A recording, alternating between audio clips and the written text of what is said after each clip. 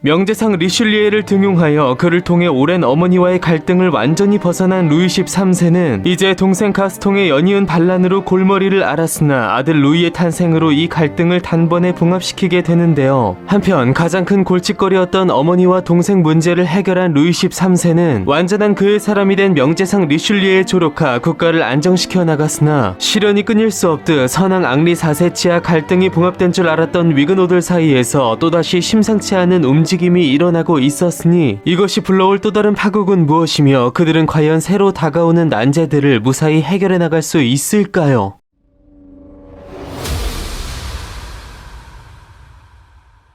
모후 마리의 시대는 끝났지만 그녀의 실정으로 인해 쌓인 여러 사회 모순과 분노는 루이 13세가 친정을 시작하고 나서도 쉽게 가라앉지 않았고 이 혼란스러운 틈을 타 옛 특권을 회복하고자 한 귀족들은 그들의 특권을 상징하는 신분제 의회인 삼부회 개최를 요구했는데요. 이 삼부회에서 대단한 웅변을 펼치면서 정계에 진출한 리슐리에는 정작 이 덕분에 재상이 된 뒤에는 내부 대립을 이용하여 삼부회를 해산시켜버렸고 이후 그에 의해 절대왕정의 시대가 열리면서 삼부회는 이후 175년간 단 한 번도 개최되지 않았으니 오랜 시간이 지나 삼부회가 다시 개최된 그날은 바로 절대왕정을 종식시킨 프랑스 대혁명의 도화선이 된 1789년 5월이었습니다. 루이 13세는 그간의 여러 다사다난한 사건 속에서 리슐리에의 천부적인 정치 감각 및 행정 능력을 신뢰하게 되었는데요. 이처럼 왕가의 친밀한 유대관계 속에 1624년 재상직에 임명되어 루이 13세의 사망 시까지 약 20여 년간 프랑스의 실질적 통치자로 군림한 리슐리에는 국가 발전 및 안정의 제일 필요 조건으로서 왕권 및 중앙집권 체제 강화를 내세우며 이를 추진하는 과정에서 저항하는 지방 세력들을 철저히 진압해 나가게 됩니다. 그는 왕권 강화 및 귀족들에 대한 견제책으로 재가를 얻지 못한 귀족들의 개인 소유 요새를 파괴시켰고 평민이 귀족이 될 수 있는 기회를 열어두는 한편 질서 유지를 위해 사사로이 벌어지는 결투 역시 금지시켰으니 삼총사 초반 결투를 한 죄목으로 달타냥과 삼총사를 체포하려 한 리슐리에의 친위대의 모습은 바로 이러한 배경에서 비롯된 것이었는데요. 무엇보다 행정조직 정비 즉 관료제도를 확립한 리슐리에는 외교적으로도 명분보다 실리를 중요시하며 늘 국가적 이득을 먼저 생각했으니 국내 강경 세력들로부터 배신자 혹은 이단자라는 소리를 들으면서도 국익을 위해서라면 개신교국은 물론 이슬람국인 오스만 제국과도 손을 잡으려 했고 이러한 그의 실리적 외교는 이후 그의 외교력의 결정체로 평가되는 30년 전쟁에서 그 빛을 발하게 됩니다. 무엇보다 그는 내부적으로도 프랑스어 및 자국의 문화 발전을 위해서 오늘날까지도 존속되고 있는 아카데미 프랑세즈를 창설하기도 했고 그가 살던 대저택 팔레 루아얄은 그의 사후 루이 13세 14세를 거쳐 루이 14세의 동생 오를레앙공 필리프의 소유가 되어 대를 이어 내려졌으니 아이러니하게도 이곳은 루이 16세 말기 프랑스 대혁명을 주도한 자유주의자들의 근거지이자 중요한 거점이 되기도 했습니다. 한편 루이 13세는 위그노 출신의 부친 앙리 4세와 달리 태생적으로 카톨릭이었으므로 친카톨릭적 노선을 취하며 개신교 세력에 다소 적대적인 입장을 취했는데요. 당시 프랑스의 위그노들은 종교 선택권 및 군사권, 경제권 등 각종 이권을 보장한 낭트 칙령의 보호 아래 그들 즉 칼병파 신교도들의 주요 분야인 상공업에서 크게 성장하고 있었고 이들에게 부여된 예외적 특혜들이 그가 추구하던 중앙집권화에 저촉된다고 생각한 루이 13세와 리슐리에는 이 상황을 매우 안입고 보고 있었는데요. 위그노들의 입장에서 역시 마리의 섭정 시절 이미 프랑스가 친카톨릭 정책으로 회귀한 데다 루이 13세의 친정 이후로도 이것이 바뀌지 않았기에 매우 불만에 찬 상태였고 결국 선왕 시절 보장된 자신들의 특권을 폐지하려는 왕의 움직임에 맞서 그의 치세 동안 무려 3번에 걸쳐 반란을 일으키게 됩니다.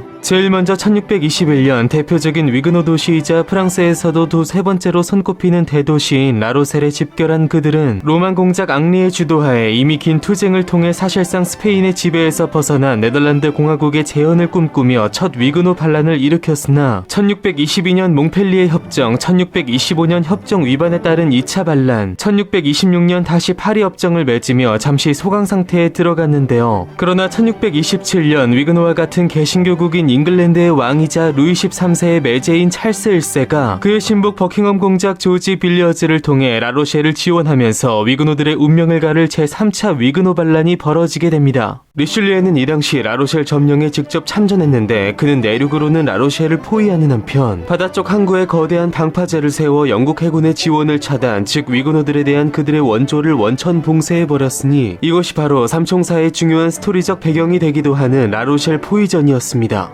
한편 그로 인해 완전히 고립되어 버린 라로셸의 위그노들은 일방적인 프랑스의 공격 속에 기아와 질병 등 극심한 고통에 시달렸으니 1627년 전쟁 개시 당시 2만 4천에 달했던 인구는 1628년 전쟁 말기 이미 5천 수준으로 줄어들고 말았고 더 이상 버틸 수 없었던 그들은 14개월 만에 결국 항복을 선언하게 됩니다. 그렇게 긴 투쟁의 결과 1627년 알레 화약에 의거 위그노들은 가장 중요한 신앙의 자유만은 지켰으나 나머지 정치적 군사적 자치권을 모두 빼앗겼으니 일부 역사가들은 이것을 위그노 전쟁의 진정한 종식으로 간주하기도 했는데요. 무엇보다 루이 13세와 리슐리에가 원한 것은 가톨릭 절대주의가 아닌 왕권을 중심으로 한 국가의 통합이므로 가톨릭은 이러한 국가적 목적의 한 수단에 불과했으니 훗날 위그노들의 종교의 자유를 완전히 박탈한 그의 아들 루이 14세와 달리 루이 13세는 그의 요구를 따르는 위그노들에 대해서 최소한의 종교적 관용을 베풀게 됩니다. 한편 이러한 실리적 외교 및 왕권 강화의 노력들은 자신들의 지위를 위협받던 귀족 등 기득권층의 극심한 반발을 가져왔고 그 때문에 평생에 걸쳐 이곳저곳으로부터 온갖 중상모략과 비방에 시달린 리슐리에는 훗날 이 시대를 각색한 알렉산드르 듀마의 명작 삼총사에서도 마치 왕을 끼고 전행을 벌이는 악역의 이미지로 묘사된 것이었는데요. 그러나 정작 이 모든 개혁 과정에서 마키아벨리즘을 몸소 실천하며 스스로 악역을 자처하되 그의 모든 영광을 왕과 국가에 바쳤던 리슐리의 능력과 헌신으로 인해 그를 신임한 루이 13세는 왕 자신이 주인공이었던 그 어떤 시대보다도 더 안정적이고 더 발전된 진정한 그의 시대를 열어젖히게 됩니다.